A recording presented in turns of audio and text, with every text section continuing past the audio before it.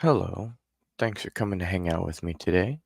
Welcome to episode 8 of the Intern's Oddities from around the world. Today, we will be discussing fairies, as you can see with the image I have right here. So, let's go ahead and get started. So, first off, let's start with the description. Fairies are defined as physical beings or spirits with supernatural characteristics.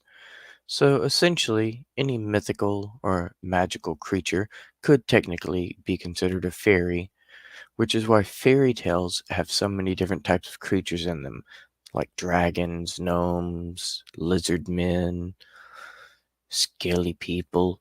Technically, an alien could be considered a fairy. A demon could be considered a fairy. There's many things that could be considered fairies, is the point I'm trying to make here. So, sometimes they're benevolent and helpful. However, at other times, fairies can be just as evil as any of the creatures you've read about in any of these books. Now, in Scotland, there are two main categories of fairies known as the Seelie Court, which are fairies that, want to help people, and the Unseelie Court, which are fairies which seek to harm humans. So, pop culture reference, Tinkerbell from Peter Pan would be known as a fairy from the Seelie Court because, Tinkerbell wants to help Peter and everyone else. But, well, I don't really know any good examples off the top of my head. But if you knew an evil fairy, the evil fairy would definitely be from the Unseelie Court.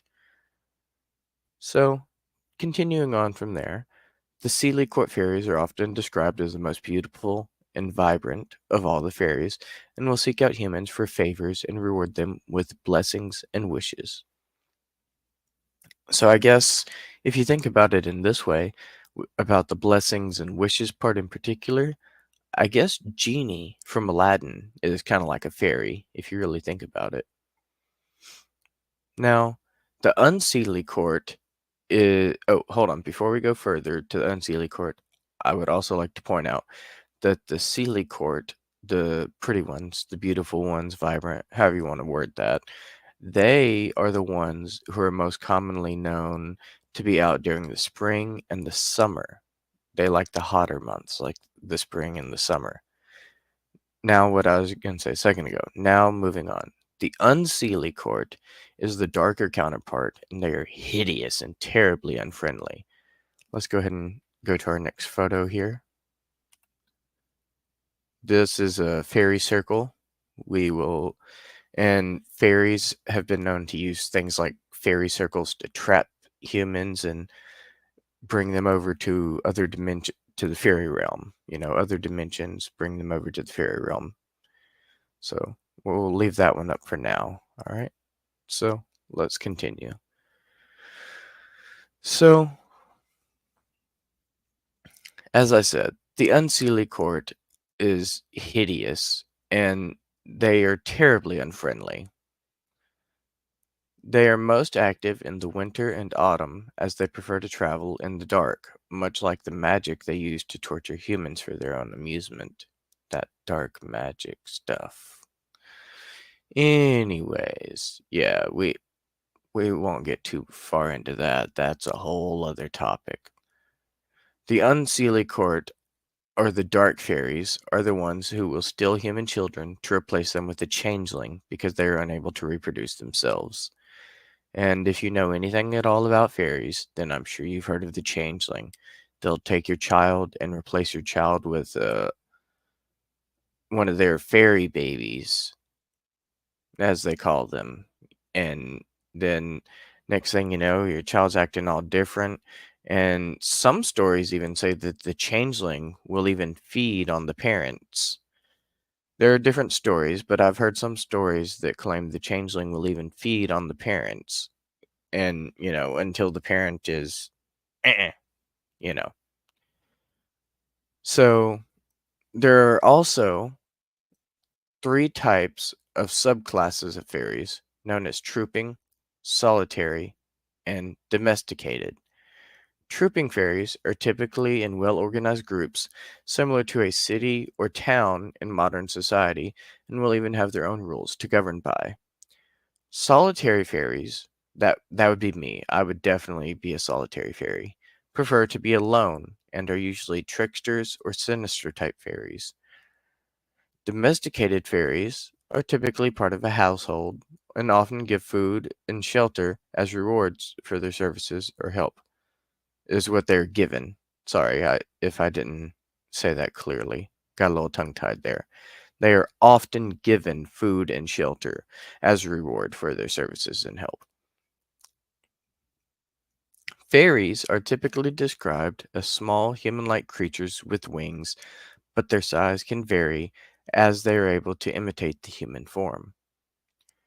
When fairies would steal humans, typically children, they would replace them with a changeling, which would mimic the appearance of the missing person, though it was never perfect. And before we go any further, I would like to just point out a random thing about fairies that I've heard is I've heard that if you drop salt, sugar, or anything granulated like that, they have an OCD compulsion type thing where they have to count every single grain, sand, whatever, anything like that. Typically, it's salt or sugar, typically. But if you pour some out on the ground, they have to get down and count every single grain and separate it all out. It's like a compulsion, I believe, is what I've been told. All right, now back to our main event here. A superior intellect could be hidden. However, it was much more difficult for the changeling to hide other differences, and this you're gonna love this part, such as long facial hair, long teeth, and abnormally large beady eyes. It was common for the changeling to be referred to as oafs, since they were deformed offspring of fairies and elves and would be shunned and never accepted. Let's go ahead and move on to our next photo here. It's a fairy wearing some purple and a little crown. Might be the queen of the fairies. Maybe this is the queen of the fairies. All right, let's go ahead and continue. When they found a human child they wanted, the fairies would simply kidnap the child, leaving the changeling in their place. It, Now, some people were taken as servants or to punish the parents who had angered or wronged the fairies, and others were loved and cherished as the replacement for the changeling. If you discovered that your child was a changeling, there are a few things you could try and do to have your child returned to you, such as causing the changeling to laugh or torturing the changeling. Yeah, kind of sadistic. And it was commonly used as an explanation for child abuse. Oh, I had to abuse the child. I'm not gonna finish that sentence. But you get the point. You get the point in the joke. They were like, "Oh, it had to be done because they were a changeling." You know, it had to be done because they were changeling. But you get the idea.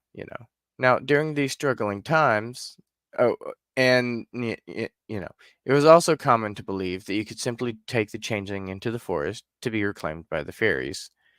Sorry, I got a little distracted there myself with my little joke, and then I had to stop myself. So we're just gonna glaze right over that. Now, during these struggling times, every member would need to contribute to the household in order to keep the family alive. However, changelings were often seen as a burden with their voracious appetite. Like the changeling would eat all the food, and then there wouldn't be anything left for the mother and the father, you know. And this was like, I'm sure you've all heard of the great Irish potato famine. So I don't need to get into all that. Now, there are even stories of adults being kidnapped by the fairies to either marry into fairy families or work as mothers for the fairy children, in which the missing person would be replaced with an enchanted log made to look like the people who had been kidnapped. Now, we're going to go a little bit darker here. So before we continue, let's go ahead and change our picture to the next one. Well, that's pretty. Got the moon right there in the background, and that looks like a fairy with, like little fairies surrounding them. These almost look like little angels down here. That's pretty cool, though. Now, time for the dark story. Now, there's another. I don't want to, promote other shows on ours, but, I've heard some stories on some other shows about this one. So I might go on a little bit of a rant here, but I'll try to keep it to a minimum. So, Bridget Cleary was a woman in Ireland in 1895 where she had been set on fire by her husband, who had claimed that she was a fairy. Even her own father accepted this and didn't try to stop the husband from tossing his wife into the fireplace. And we could we could do a whole episode all just about that. I don't remember every tiny detail off the top of my head, but I know there is a lot more we can go deeper in there. Like, for example, their marriage wasn't doing too well. I remember that part. And she was sick. The wife had gotten sick and she wasn't feeling very well, and she was just laying in bed all day. And so the husband had to do extra work to, maintain the family and keep up with everything. And he had to do extra work. And the husband was, well, let's just be honest, the husband was a little bit abusive. And so when he heard the story about the changelings and the fairies, and one of the ways you could get rid of the changeling was to burn it in a fire, well, you see what happens there. But that's a little bit dark, and I'm going to try not to get into all that right now.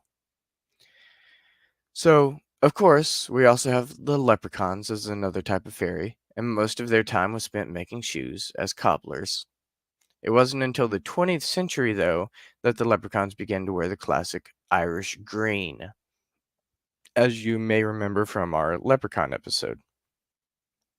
Now, I didn't get too far into leprechauns since we've already gone over them, but I just wanted to go ahead and, mention that they were technically a type of fairy. I just wanted to mention that again.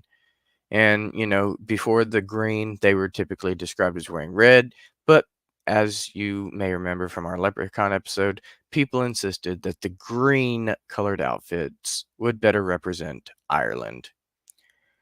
Now let's go ahead and change to another picture. Here's two more human looking fairies, I guess. Looks like they're reading from a book, and they got a little pixie type fairy right here, it looks like. If I had to guess, I would say Tinkerbell was probably a pixie. I don't know what's canon or not. I've never really looked into the history of Tinkerbell from Peter Pan, but I would say with what I've researched, I would believe Tinkerbell is most likely a pixie, like this little blue one right here, All right, now continuing on. Boggarts and brownies are types of house fairies or domesticated fairies, and a brownie, for example, will often come out late at night after everyone else has gone to bed and perform various tasks and chores. For their services, they would request rewards such as cake, milk, and cream.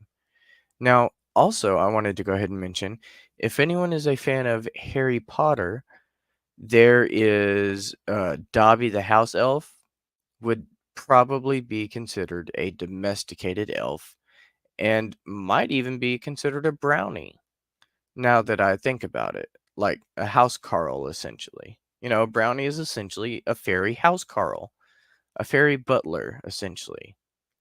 Think of it like that. A brownie is like a fairy maid or a fairy butler, something kind of like that. Like Dobby, the house elf, would most likely be a brownie, I believe.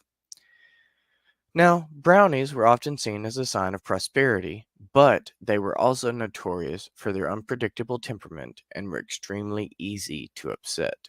Something as simple as moving the broom or changing their surroundings could send them into a fit of rage, and if not satiated, they may even leave to go look for another house to stay in. So treat your brownie well, or you may not have a brownie for very long.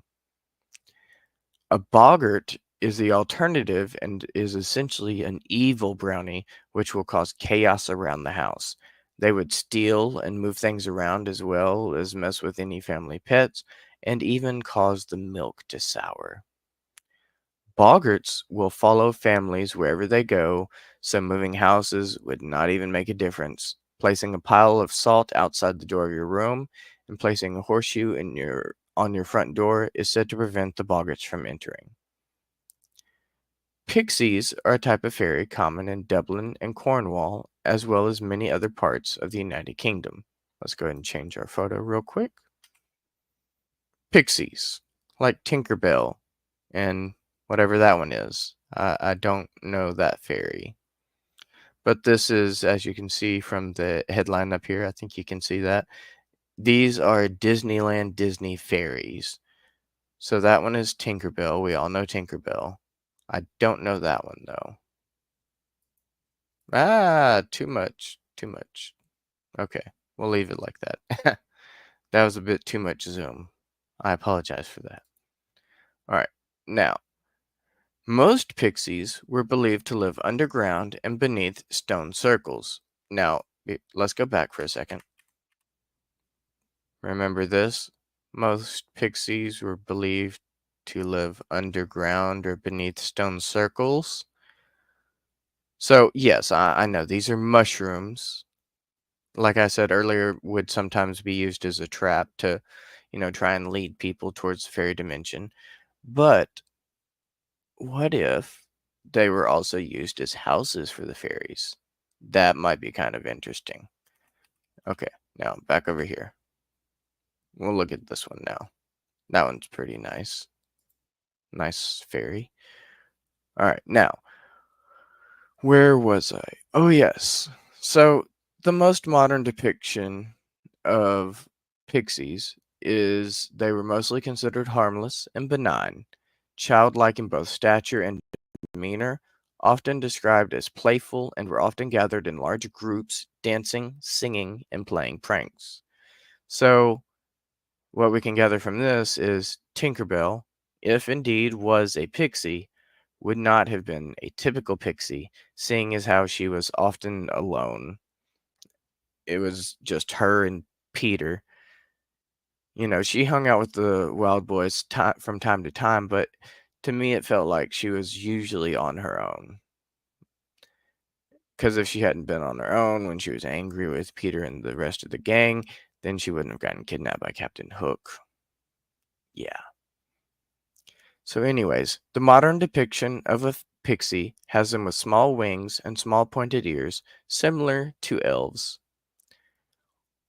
All right, now, hang on one second.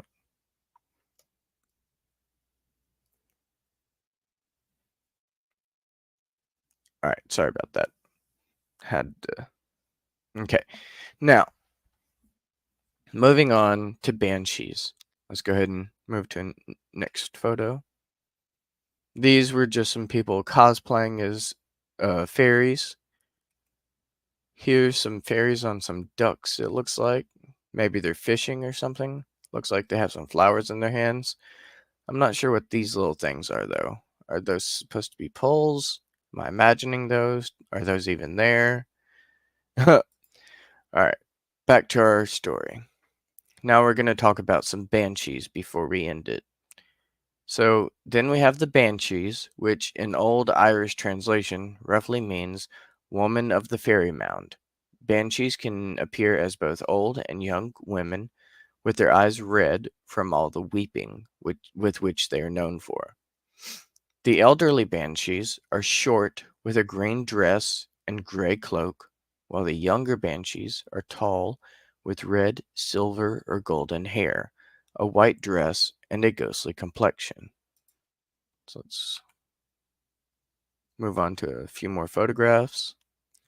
This one I thought was kind of cool because it's like a little fairy with his army around him, and it looks like he might be the king or something, riding like what's that, a hamster, a gerbil?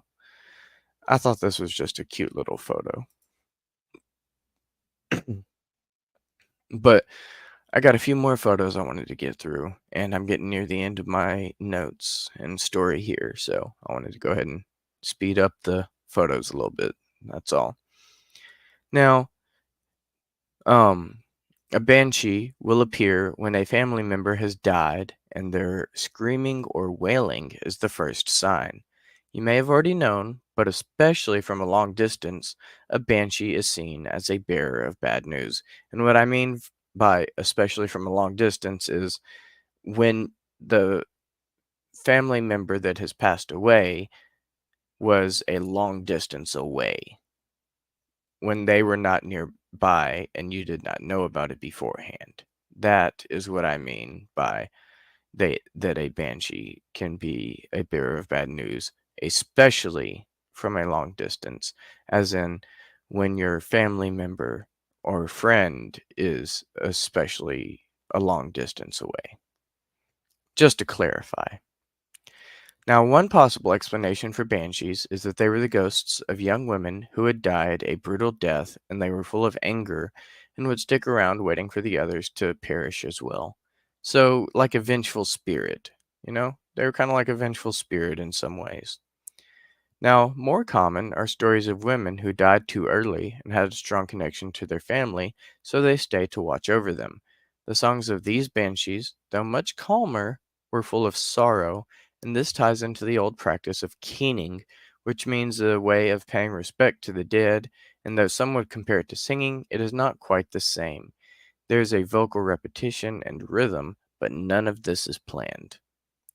Sometimes banshees would predict a death and appear early, and in such cases, the victim would hear the banshees wailing days before anyone else.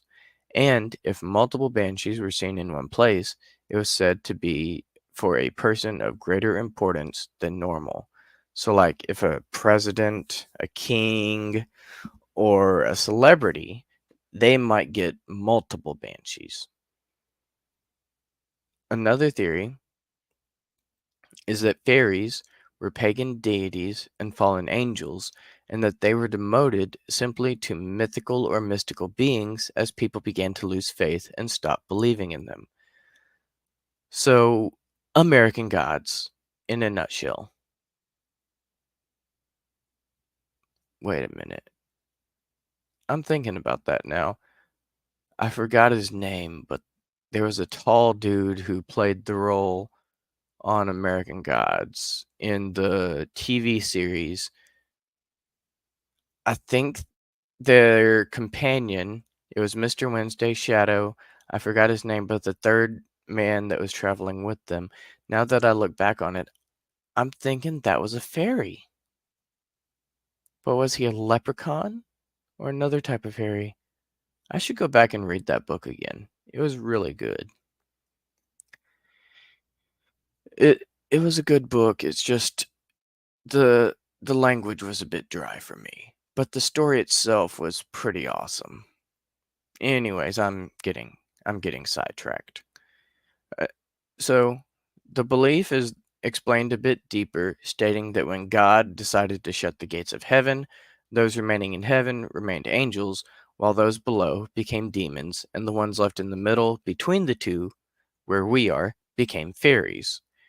The idea of fairies being the souls of the dead also appears quite often. In Ireland and Scotland, there is a fairy known as the Slough or Slach that flies through the air during Halloween. This is a cloudy mass largely composed of the souls of the dead, almost like a flock of birds. And that is what we have about the fairies tonight. So let's go ahead and finish out our pictures. Oh, is this the last one? Oh, that was the last one. Yay. Okay, that kind of worked out perfectly. So we'll go ahead and end it here. Let me close that. Come back in here. Thank you for coming to hang out with me today. I hope you enjoyed learning about fairies. And I hope you learned something today because I did. I personally learned that technically any supernatural creature could, in a broader definition of the word, be considered a fairy. So, dragons are fairies, vampires are fairies, chupacabras are fairies. I'm gonna stop before I go too far, but you get the idea. Literally every supernatural creature could technically be considered a fairy. But anyways, I had fun. I hope you had fun as well. Thank you for coming to hang out with me. And as we like to say around here, stay uncanny.